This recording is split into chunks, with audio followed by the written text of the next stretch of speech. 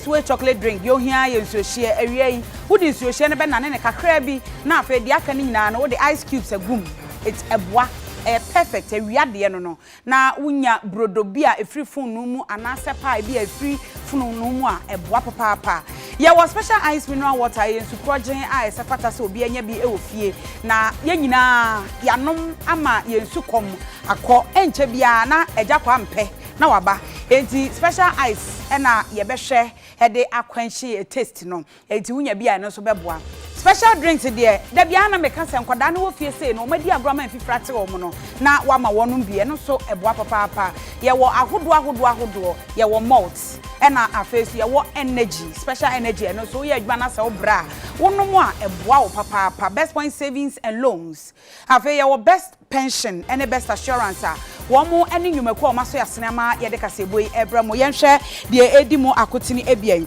Ghana mampanyi na nado danko Akufo-Addo wabo bedwakuo a womo eba behwe peace council heso ama eno ho asem no ye de ebebrɛ mo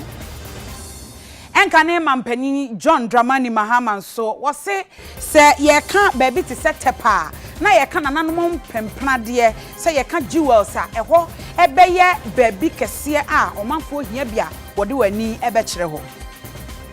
sanso ena wode ababetu edwa sesesi aidie wo hia emwa eno no eye ahonidie ho nsem a wono omo wo Coleman womo stress empanifo hwe ema eno ho asem enye kese emfama womo ena afeso ofuase ohina wo ho wode 40 acre land asase yantam ena ode ama aban se womra na omesi suapon ewo ho se de be ya eno so ebeboa wonom ewo empotemu ho ensem bi ka ho ena mede ebremo ewo kasebo emidi ede Akosua Sarpong afi kasebo no emu ensem enie Ghana mampanyi abobedwakuo enipa makomakudu miensa a wo so omo emehwe ma asomdwe ho nsem wo ntena se wo mo enwendwene ho afempuntuo entotoye a ewo peace council no wo mo ebetimi aye ho adwuma ede ama oman no Any matter which shall be brought under my consideration. Any matter which shall be brought under my consideration. Was made especially permitted by law. Or was made especially permitted by law. So help me God. So help me God. National Peace Council for Kraya Sabre Ghana Mampeni na Adodanko Akufo-Addo wadan wo mo adie no wo kyeso wo som dumiensa na Reverend Professor Paul Frimpong Manson wo no age na mu ede ama Ghana Pentecostal and Charismatic Council na SKB Asante age na mu de ama National House of Chiefs Alhaji Movi Muhammad bin Sali wo gina mu ede ama Ahmadiyya Muslim Mission no Reverend Father Emmanuel Fianu wo no age na mu ede ama Catholic Bishops Conference Archbishop Nicholas Duncan Williams age na mu ede ama National Council for Christian and Charismatic Churches afi Reverend Dr. Ernest Edujemfi age na mu de ama Christian Council no na ebra wo mu eswai ama wo mu ababehye wo mu dwumadi ase e wo Jubilee House no e na Ghana mampani ede etudwa se wayi wo mu ebrepa mu na wo mbeboa enso ahwe se asomdwe nsem ne betimi afa no ntuma pefra yie. We're gathered here today to inaugurate a new governing board for the National Peace Council after the expiration of the tenure of office in July 2020 of the board led so passionately by the Most Reverend Professor Emmanuel Asante. So on behalf of government and the Ghanaian people, I express our appreciation to Reverend Emmanuel Asante and the outgoing 13-member board, and I wish them Godspeed and the very best of luck in their future endeavors. With barely a month to go for the conduct of the December presidential and parliamentary elections, the inauguration of the new board is timely. As contained in the act that established the council, its mandate, amongst others, is to facilitate and develop mechanisms for conflict prevention, management and resolution, and to help build sustainable peace in the country. The membership of the new board is as follows. The Reverend Professor Paul Frimpong Manson, Nana SKB Asante, Alhaji Movi Muhammad bin Sali, the Reverend Father Emmanuel Fianu, Archbishop Nicholas Duncan Williams, Reverend Dr. Ernest Edujemfi, Numu Blafu Akutia Umachu III, Nana Ejikuma Dufie II Mamponghima, Right Reverend Colonel John Kwamna Utu, retired, Sheikh Almiyao Shaibu, Sheikh Salman Mohammed Al Hassan, Mrs. Joanna Ajua Opare, and Mrs. Magdalene Kanai. The National Peace Council has become a point of reference for addressing various conflict situations in Ghana, and particularly election-related conflicts. So I charge you, members of the newly constituted board, to continue the good work done by your predecessors and employ the most appropriate strategies that will contribute to sustaining the peace beyond the 2020 elections. Accordingly, I declare the new governing board of the National Peace Council duly constituted. May God bless the National Peace Council and us all, and may God bless our homeland Ghana and make her great and strong. I thank you for your attention.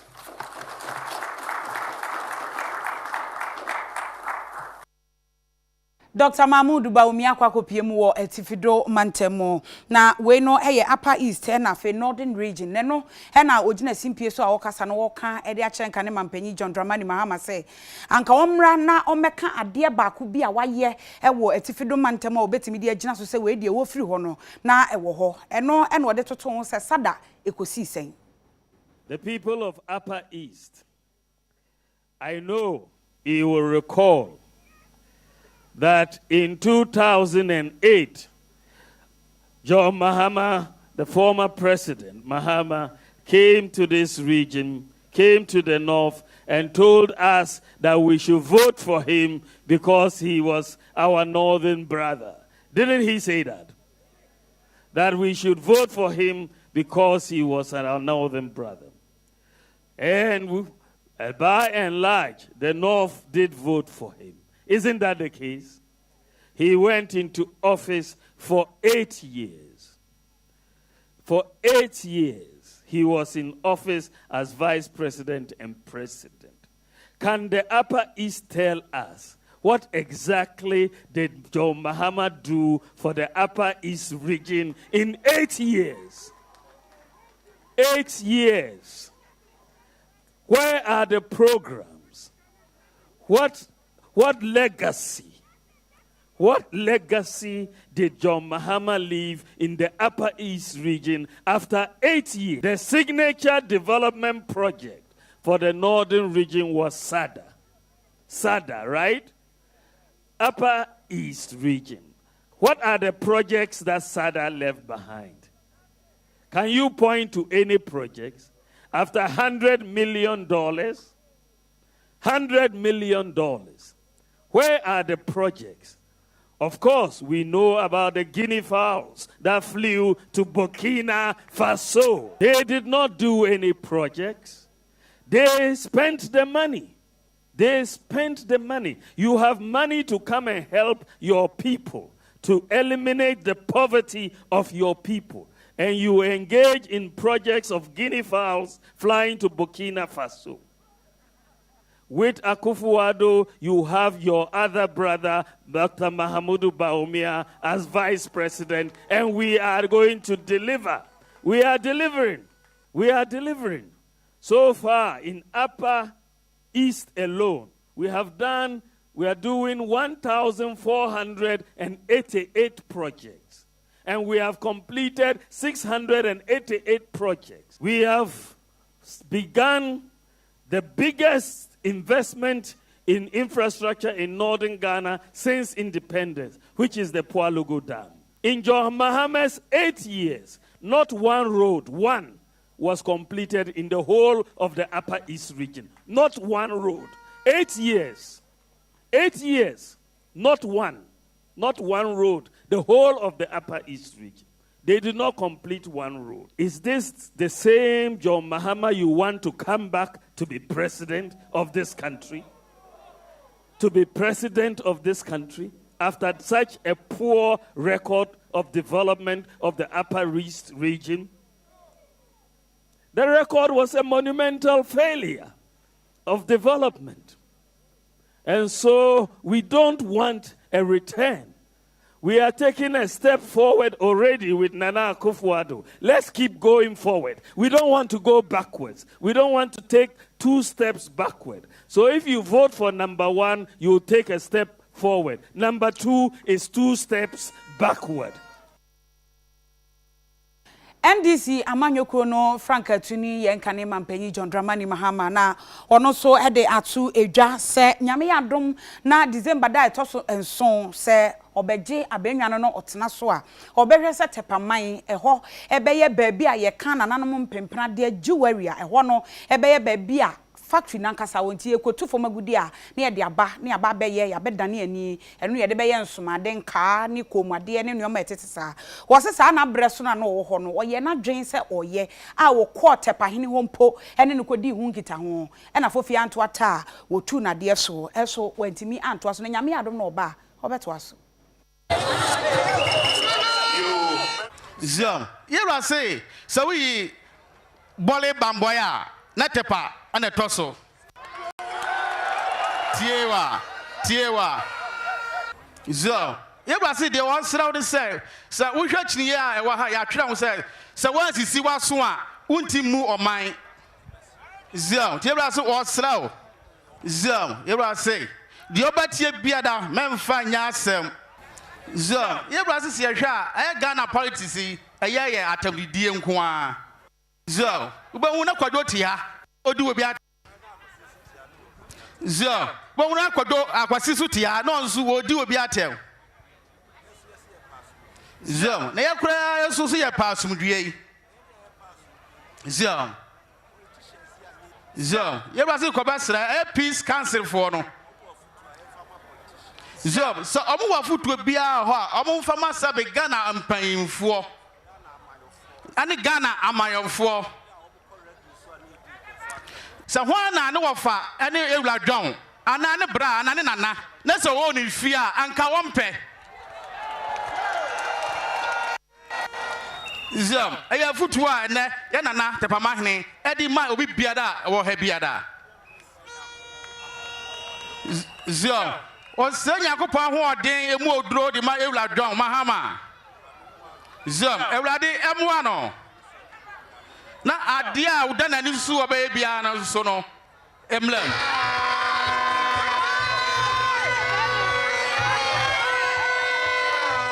na menewo efa adwen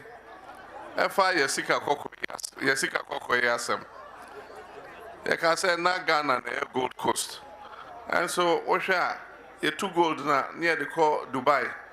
near Akosua, a good year, jewelry, ne Sanyoma. Na yamma, you ready for Asanko Dubai, Akotosa, your gold na Asabre. Meanwhile, yes, you will name de, say ba, sa jewelry, and Yoma no home.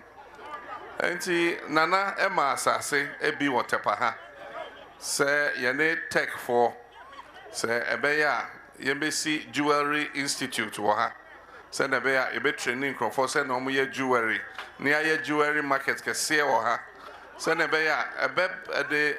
encrofo be fi amano ne say ombeto jewelry no ana say ombehwe say na omo ye jewelry no eno so be ma tepaman e de ne ntoma pa efra enti sa enhyehyɛ na ye kan no Abraham ye president no nya de amerefi enti senyame adom ne esan ba be wogidi se sa adwuma no ye be manaba Tofo abedi akire a wono ena ehwe enwuma ene afisem so no aso ena ye mrahye bedwani e wo subi empesua no so onimunyamfo Eugene Boache entwi ena ode adesrede ato ne manfo nyina enim ne titiru asantemantem se wo monto aba no mfama aban a wo so eye nana adodanko Akosua do na oni nkunim se de be ya na adwuma wo ye no eso ebeba emfaso Swafo abedi echira ohwe nnwuma ne adansie ensem so a wono ane mrahye bedwani a wogina ho ma subin abato mpesua so ene honorable Eugene Boache Entwi na wotoa so echire mu se NPP aban yi ba ye wono ma ye bi pa de ama santimantam no enti anya no kreda se ne NDC fo na mo keka se ane na santimantam fo ato abade ama NPP anso ohunu ho hwe wo se asantimantam mpuntuo ekoso papapa ma wobobo obi kura de kire wo manfo kire se enu nti ma wo manfo ententena ema obi na ada wo mo se NPP nya hwe wa santima mu NPP aye bi no ogusu ye pa ensem yi wodi tudwa ebra wono mo ete wo ho egu monten so enante ye apomotene ene dawubo ewo ne mpesua no eso Komfo anoche teaching hospital e wona e wo me do na afre G ye papa wanyan ba bi kro atwema de share General Ignatius Kutu e Sarpong 1974 or started say we see maternity block so bia be wo a bia be wo afa no afa de ba 46 years cement anka anwe anka Kufuado aban ba ye ya approve 138,500,000 euros yedi be wie sa maternity block 800 bed maternity block atomum fidie nyina edi apeja kuma ase ne asanteman eno firi wa central market ye komu se de chese na eja ho hia ene so yaje ho sika a ye ba be ye eno akire ene Akufuado pen so e be si airport they say obi entwa kran enkon kran kofa obi biu they say plane ba be si kuma ase ya when nyina ye sise ya Akufuado aban aye edi peja subin Kumaseman asanteman ne Ghana nyina abusuafo so bi ka se na Akufuado nyehwe MPP nyehwe Akufuado aban nyehwe ma asanteman a na wa branyame na kakra me ka che mu ne se mo go to ansempa no so wo mo ma dwe no ye bu ntencha ka na mo tra dwe no ye to aba ne wi a 90% entoma MPP yane akane mrahye bedwani a na ogina ho ma subin abato mpesua no so edi nkomo abade wa de open out na emom obanyansafo ye bunu ba yan kana sam eti dia ya bebrebe that's why who be big of Ghana has here and now your man before sabi because say your school ya nananom ya ma ya office say ya okura director obi anya bi untia hwe usa ya school ya didi usa ya sa ensio aboso miensa untia hwe kania untia free adaba okura de yan kabiem say o man wo sika na say sa sika no uka say sika no ye nyina ya dia ekwan ben so na befa na wo dia che amanfo ekwan ben so na befa trade education no say wo si wanyini to send me na o man nyina awie school a ebi ana wo fase bi onso anya bi wo fase enya onana bi obenya bi sanetie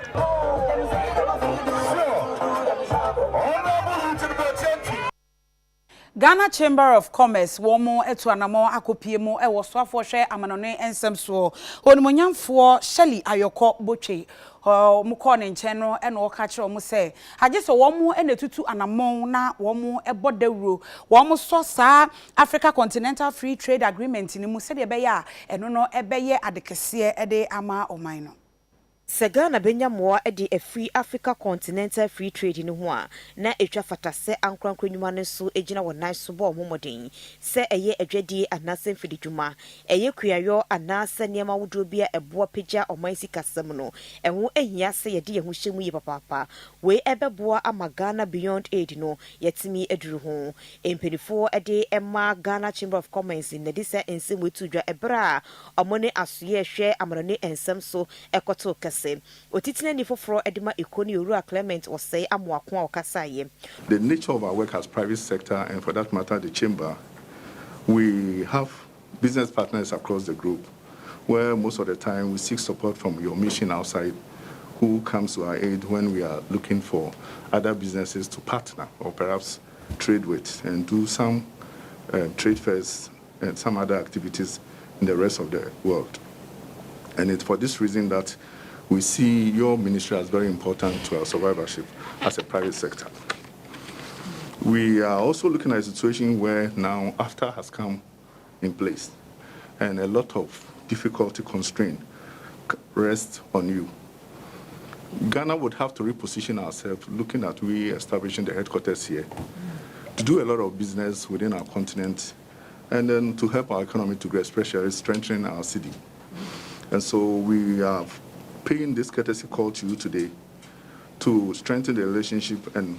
look at the way forward that we can work together in harmony to uplift our country and, for that matter, do business with the rest of the world. Oswa for share amonone ensem so onimunya for sheli ayikobotwe enso kasaya na nsem eni. Something that we cannot take for granted. We must take advantage of it. It's not business as usual. Having the headquarters here, it means that we should look at ways in which we can be a few steps ahead of our neighbors and even the rest of the continent. And it gives us a ready market. And for me, that is what is very gratifying, that the AFCFTA gives us a ready, this is what we've been waiting for as Africa. It gives us a ready market of 1.2 billion with a combined GDP of almost 3 trillion United States dollars. And if you look at Africa as a whole and the fact that about 30% of the world's raw materials and resources come from Africa. So immediately, this is something that I believe we've probably delayed, but now that it's in operation, we've gotten it right. Because our president is very clear in his mind that the Ghana Beyond Aid is not about taking aid, because aid has never ever built any country's economy. It is trade and investment, and that is what we've been tasked to do. So we are there at your service, and I hope that you will also take advantage and make sure that the Ghana Beyond Aid becomes a reality.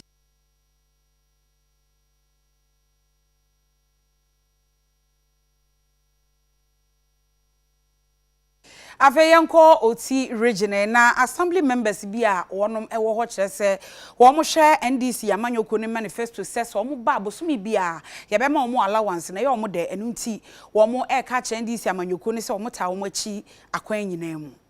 Assembly members tem bia ne e kan ne se o ya tuhu acha adwuma ya tuhu acha adwuma eni 2020 abato aye ba betu yi na ye hu ne se eye assembly members for ye brenie nti bra hisa sense John Domani Mahama e de san hye ba hisa oba beboa ama assembly members monthly ye allowance no ye gidi se ne kwan so ado no enu ntima ye gina so aka kire ye nuano assembly members o mo Ghana for na nyina se bra na aso bra no nie se ye nyina e be gitwi ne be bodom na ye be so ye be bochidom e de ama hisa sense John Domani Mahama se be ya botaye papa etise no ebebam ediama assembly members se wotu wanihwe abato a eba betuye. I think say yenkwanko gina o say yetu abakwa yetu aba efa promises na presidential candidates edibre no na ye kama concern assembly members association of Ghana no ye dwi say former president Mahama odwen ye hu ye papa efi say ankosi ho ono a ebo aporo e kae say kwan bia so na nyankopon eye ni tumi na yesadi ne ba ono obehwe se ya assembly members no ye bre den koye kwa na ono bosom biara mu no obe make sure se obe my monthly allowances. Emi se we dey nije bebre e ma assembly member bia e wo Ghana ha afi se ye juma na ye di e wo ye mpeso aso no esu yiye baba eni nti no ye gina sa gina bre yi na the whole Ghana na ye nyina ye di ye support diata former president John Dramani Mahama na chi se na ebe ya ni policy na o se odi bre no ebetimi ayeden aka yensa. Afeyenko apomuden ho nsem Ghana Health Service said they to just say yade yellow fever say ye keka enipa be se empema henu 200,000 ena ya wo munya bi afibia. Ghana is recognized as a high performing country with consistently high immunization coverage rates. For yellow fever, routine vaccination coverage in 2019 was 92% of eligible infants, a measure that is among the highest reported in the WHO UNICEF immunization estimates. This ongoing success will help sustain the benefit of this mass vaccination campaign. However, the subnational coverage rates show a lot of disparities, with some districts achieving coverage rates below 80%. Ghana Service has trained over 700,000 health workers and volunteers who will be available at all health facilities and temporary health posts to administer the yellow fever vaccine to all persons aged 10 years to 60 years, excluding pregnant women, as we heard from the WHO rep. In addition, mobile teams will move to towns and villages where they may be located in schools, churches, mosques, bus stops, security barriers, and market areas to vaccinate eligible persons. So it's important to know that this particular vaccination exercise is not house to house, and therefore all the eligible population must try to locate the nearest vaccination post close to them. In view of this, the Ministry of Health, through the Ghana Health Service, is conducting a sub-national preventive mass vaccination campaign against yellow fever to boost population immunity. Madam Chairman, from 12th to 18th of November 2020, trained health workers will administer yellow fever vaccine to persons aged 10 to 60 years, excluding pregnant women. On this note, it is my singular honor and privilege to declare the 2020 Sub-National Yellow Fever Preventive Mass Vaccination Campaign duly launched.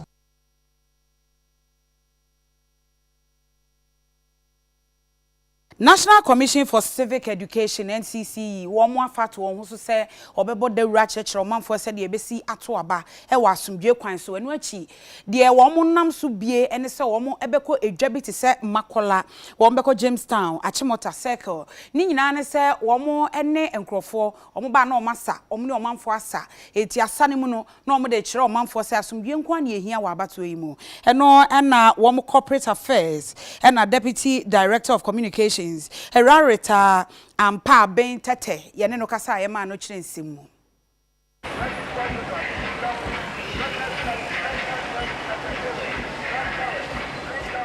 One of our voter education strategies no and I use enya hankwa na ya ba yakobe bebre say political parties ye nyina ye back together na ye hu say peace is a watchword in this year's election. And so all the political parties, NDC forward, MPP forward, GUM, PNC, any other parties, any political parties for Niakofa members, Niakofa Mabaho, where civic educators and Kasa, any Asha party T-shirts, any educating for say, boom, making sure say election I baby bia to di yempe when you yempen toka any bibia e best say on my it's over a placards ni say I actually saying political tolerance is key in this year's election. We can say vote once, vote on issues, vote peacefully. Any message that you can find when it comes to election activities, no, we have them here. Treasurer for Penny Emma NDC Amanyoko no Yera General Esiedu Enketia. Na enra won Central for the Shemu man de nsem bi atudwa wo chese wo mo eyedum betimi bi ase de be ya omanfo ebehunu ketasehye ne proye enwoma hodo bi a aban a wote so MPP wo mo aye nanso so MPP aban no omo so nam so hwa fa kwan bia so se de be ya omanfo ehunu nanso de omo ye ni nyina bia no ebehunahuna wo mo a ensam ne de se de tie bia no ni nyina beba bonten ama omanfo ehunu bone a wo mo edi ewo kokom. Otwa mansa oto nsuo mu a ho de ebefo na ne ho nsunsuan no de ewo ho untimi nsisa MPP4 ne wo mo kro no sem ɛno nti deɛ betimi aya ne sɛ ba bia ye wei akwa sɛ wo mo akye yɛn agugrawa bim utimi nkasa ye ne mo ɛhyehyɛ saa nsɛntwerɛfo nhyiamu ye ka sɛ anopa no ndu wo mo fa akyire ma mo television stations nyinaa ɛsɛ yato airtime no nyinaa wo mo nyɛ hwe so wɔ so enso yato sɛ de bɛ ya saa nsɛntwerɛfo nhyiamu ntimi mma na yɛ nte ase edu nkatia no masɛm ɛno nti na yɛhyɛ no ndu a yaba bɛwie 1 o'clock yɛne mu nyinaa gu so a yɛdi nkita ho sɛ mu sɛ wɔ mu dum nkanea no de aba no o ka asɛm bia wɔ Ghana ha ba bia ɛnyɛ Akufo Addo da yɛbɛdum kanea no sesia ɛno nti no wɔn akye yɛ agugra wɔn de yɛ agu asɔw mu ɛna wɔn kyekyere ano saa bere ne bra ɛsɛ sɛ yɛ sɔre ne yɛgye yɛ ho ɛnte saa woka sɛ misro a wobɛwu all the same nti ɛyɛ good sɛ wobɛ fight agye wo nkwa wowɔ chance to survive na enim na obiara misro saa mo nsɛntwerɛfoɔ sɛ obiara ka na kosɛm genuinely paa kyerɛ ha sɛ da biara obiara ka nsɛm a anya aban de kwan a wɔde mo fa so no musuro sɛ mo ka ɔmbɛkɔ akɔha mo nti mo ntimi nka nso mo nyinaa yɛne mo hyia maako a mo ka kyerɛ yɛn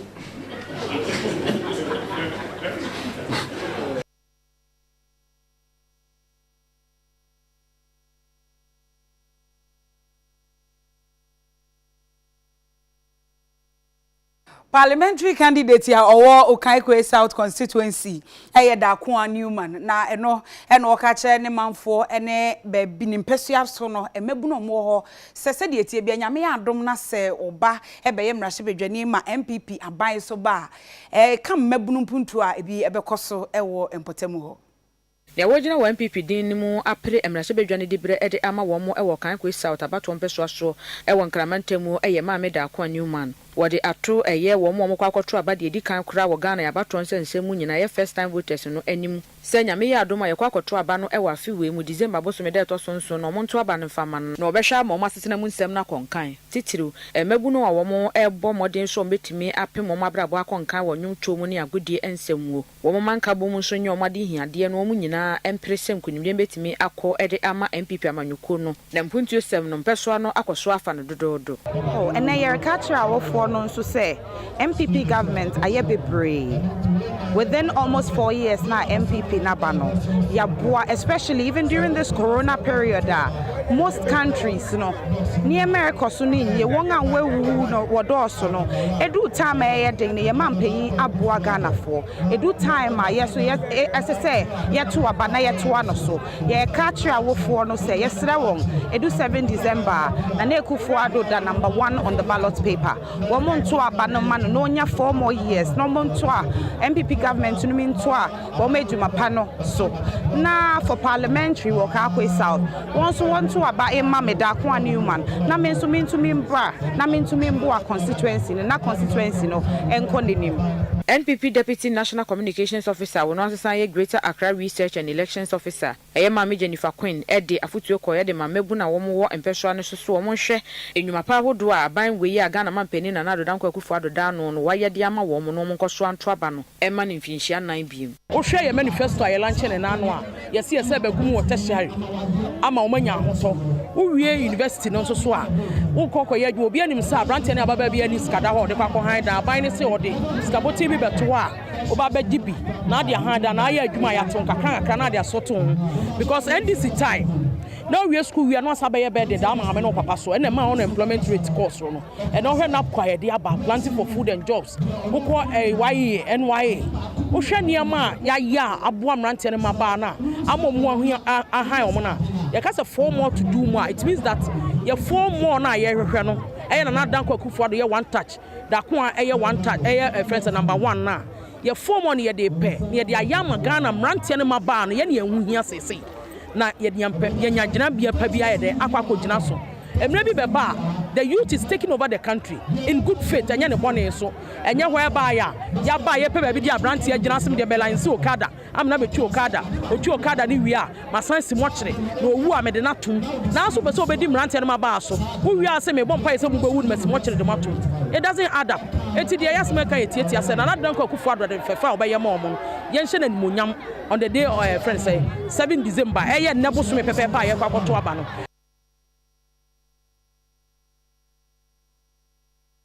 Afeyenko asante mantemu na yeko ohene awo atwemafo ase nana apia frempon ampamotoso mienu wono kyerɛ sɛ yeka asase yantam a asase yantam bese 40 acres and also de ma aban ti aban mra na o mesi nursing training na se teacher training bi e wo ho se de be ya e no betimi aboa Ghana mampanyini aprobo a wode enna baako ennan be pie mu asante mantema no ko pie mu e wo atwemafo ase a no wo atwema kwangoma mansini mu e wo asante mantema na mra wo ko pie mu honom na nanom atrakonwa edwa a wo mo eboye e na nana ono wo atwemafo ase nana apia frempon ampim the second ode nsam we tudwa no kire se wayi asase tam e ye 40 acres a ode ma Ghana mampanyini nana Adodankwa Akufo Addo a ne nyina no se wonhwe saa asase no mo enye so impuntudwuma enkankan eye baby adesua betimi akoso Osopɛ College of Education and afi Nursing Training College ebi ba saa mansi ne wonom a eye ade betimi aboa adehye a omo ewo honom gina atwuma kwa ngoma nyina nem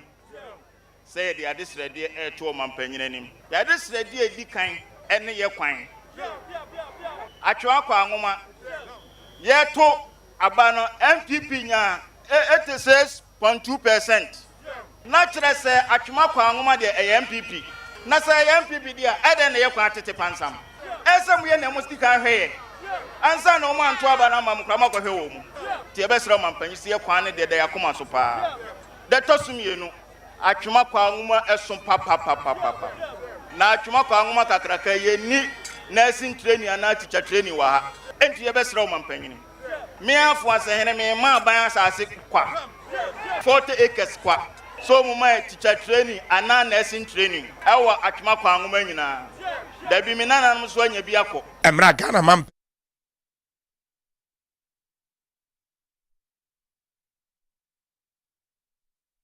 Afeyenko atoye mantemu ana ye kota kwansuayem NDC amanyokuo no enipa a wo gine mu se wobekwa kosi omanfo ho anemu ewo mrahye bedwam no ono ene onimunyamfo John Justice Aban na no ena wahwe se mabunu besa ahasa woboa wo mo makosua adwuma wo mo sua adwuma ni wi a aboa wo mo mankasa enye wo nsa no adwuma eno o kire se we mu nyina no ehyenhye ya hodo a NDC aban no so wo mayo magense wo mo ba o mbeto aso amana ye bibiri amanfo yabama enuanum besa bana mbrema no okosua adwuma waso yeboa am the bay 1 month na started the 2 anamon yenuanum bebre ebe pick forms Midday no ya na NDC ya na MPP ya na CPP ye kwame bia ya akonya abafa forms ebi se nuanu wa obaka no kwa nipa be send no obafa forms na DJ mi ene there nipa no doso Inti no woma yeji chep kakranka first batch, second batch, na third batch. Inti dami boss send no ya pick ni mu 200 onya mene pa next week kwa aka start eduma.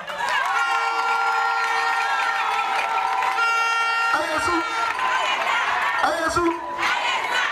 ya pick ni mu 200 yen anum taxi drivers. Yen da ya the taxi baba na anum wada eduma wa tsoka no wafa. Ibn so political talk manye no kwa petuma wakasa tede mo ope namna duma ya the taxes 10 ya the start in the taxes no abe 30 e wo kom ha tokwa ye so sisa into ama mputu wa gben nti afide dem atem bia meka no DJ me pay yes kasi bia wo me just 4 years na wo hwe ma DJ so obotu wa ya matakwa man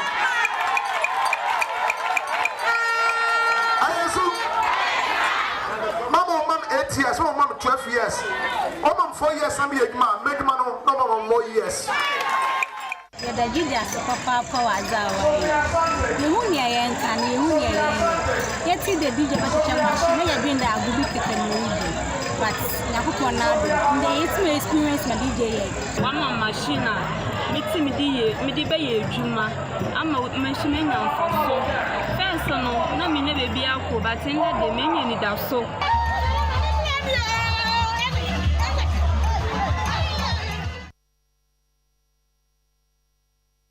afeyemfe ani enkyere enkramantem ha sei na yenko kolemane na ohene a wo kolemane enkramantem a eye ni klote sai bonia otoso enson na ode atudwa sei yehia sa ahunidie hunsem ebetumi agane na so enu nti one ne man 40 si gatamu wo mo ankasa prapra krom tetete gatamu se de be ya ensuo mpota enkonkofa fifoforo enfama ye tubola no se ne be ya Group be fine am I. You see you see public toilet. I work room ho. Because who go be back room ha. Toilet be any ha. Enti me penny for no. Afa adwin say. Ansa na aban bebe mu yenso yemboa ye hu kakra. Se ne be ya e betumi aye bibi na the frɛ aban a na ono so abeka ye hu na ya tutu nyama yie. Enti na ye start say be yi bola na fi because bola na che and a ball and so promo sa e ma yare ba nti e bola no free wo pe a nya aka no ye betumi akoso aye nso asem de na no omoso afiri assembly no baaye e na on be hwe nso ni na e ma ye nti o ma hye bo se on be ba na o ma be sisi ba ye nso ye afom de se e be boaboa ye ho se na be ya o mo ba support bi a o mo wo ye wo no na e de aboa o mo na o ma be hwe nso ni so ama ye mi baaye na me mpanyifo medikotu omonim se omubua na yentumi yibola afi omusomu awa dwumpemu amene ye de ose ayoyo tinedi kamedi asida mom se ye tu bola ye fi ha because kolima kronu first no de na ye bibikiti wa nyina na ye wa ha asisi ya de kronu enyi ayekese enti se bola wo kronu finfi se ya entumi mboaye enti ye fi ha ene no ade a eye de pa no kwenya me ni Ediana John Tuntum de yentumi nyina no kra ama nkola no kakra no mo yare omo fefen fia so kra nkola gu anye ize ya malaria nko a me so me mbeka ye ba ha no ebi achi wo so mo betu amanya ye da masepa nya me nhira mo wai wo hwa Methodist school na any bola na be ebohia pe e ade e ha school fo no di ye nya ntuntum ne nwansran ye mu yare wanyina no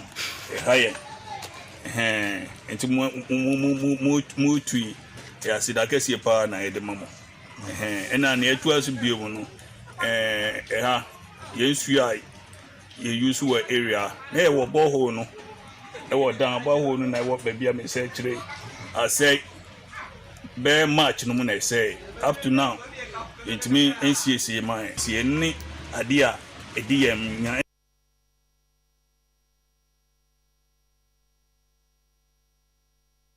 Ebusafo ye ko